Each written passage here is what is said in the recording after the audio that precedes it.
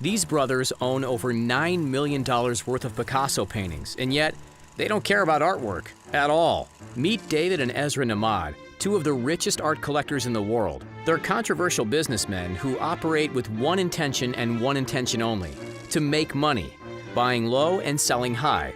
While this has upset the art community, the truth is that the brothers are masters of their craft. So much so that with over 4,000 expensive works of art, the Nahmads are now considered mega dealers of the modern and impressionist art worlds. What's in their collection? How much is it all worth? Grab an easel and let's find out. Actually, keep your paintbrushes at bay for a moment, because before we dive into the big budget artwork, let's get a feel for who these brothers are. What's their story?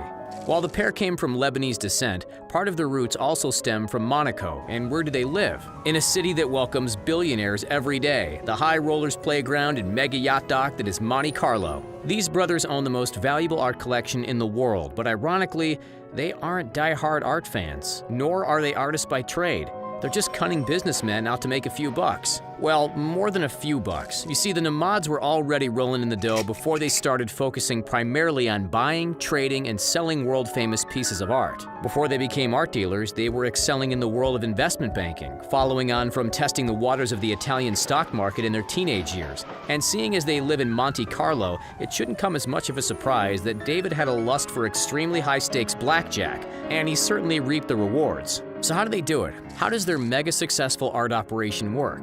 It's pretty simple, really. They buy an expensive piece by a big-name player, store it for a while, and let the value accumulate, then resell it for a truckload more cash when demands are at an all-time high. This brutal, single-minded approach to art ownership, treating artists as brands and paintings as serial-numbered products, has actually given the Nahmads a rather fearsome reputation in the art world. Clearly, this family is intrigued by art, or rather, money. So much so that Ezra's son Joseph has found himself a place at the table, getting in on the art-dealing action in London. As a branch of one of the world's most prominent art dynasties, the expectations for Joseph to succeed couldn't be higher. But enough about the kid. Let's shift our focus back to the kingpins, the Nahmad brothers, and more specifically, their absurdly expensive, constantly envied collection. In Ezra and David's high-security warehouse, which we'll circle back to in just a moment, sit close to 5,000 works of art at any given time, encompassing some of the most famous artists that have ever walked the earth. We're talking works of art by Claude Monet and Pierre-Auguste Renoir, each of whom are considered founders of the French Impressionist movement, plus Henri Matisse, a French draftsman and sculptor renowned for his lively use of color,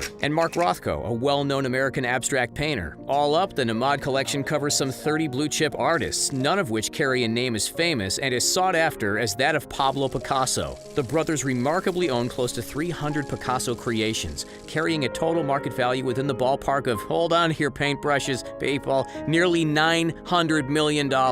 Picasso alone makes up for almost a third of their collection, which rounds out to an astounding $3 billion. Here's the thought: why do the brothers focus on era-defining artists like Monet and Picasso that are already worth millions of dollars? Why not acquire unique pieces by up-and-coming visionaries on the brink of fame whose artwork will soon be worth 10, 100, or 1,000 times more than it is today?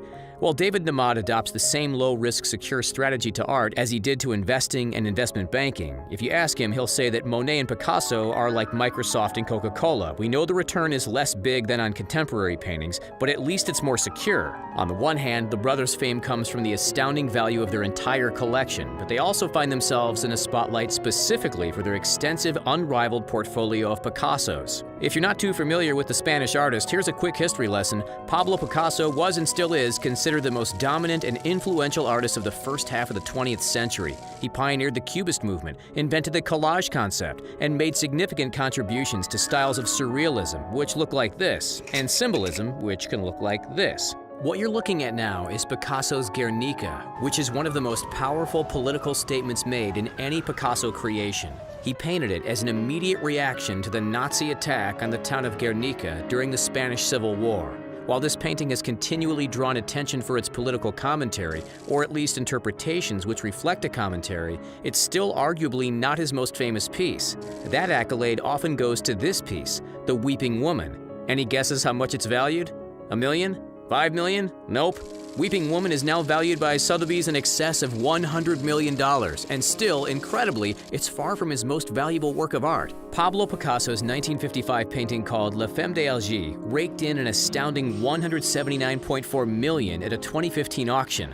the highest price ever paid for artwork at the time. With astonishingly high values attached to the majority of Picasso paintings, the Nahmad brothers need to ensure that they're taking every possible step to protect their collection, keeping it safe and secure, and in the efforts of pure business, doing so as cheaply as possible. So where do the world's front-running art collectors store their invaluable goods? Here's your answer, folks. A duty-free warehouse next to the airport in Geneva, Switzerland. The world's richest collectors became attracted to the idea of the so-called free port for its near-impenetrable security and strict confidentiality. However, above all, being in a duty-free zone, it carries an array of special tax advantages as well. Besides the brothers' artwork and other collectors' finest selections, rich clients also tend to store physical gold, high-end jewelry, top-secret documents, expensive cars, and priceless historic artifacts. Together with a net worth of $3.3 billion, $1.9 billion of which belongs to David and the rest to Ezra, this duo holds top spot as the wealthiest art dealers on the entire planet. But they're not without some stiff competition. Not far behind the pair is the founder of Asylum Records and DreamWorks, David Geffen. His $2.3 billion collection consists mainly of post-war American artists like Mark Rothko and Jackson Pollock. It's said that Geffen actually barely owns 50 major works of art, a tiny number as far as billionaire collections go.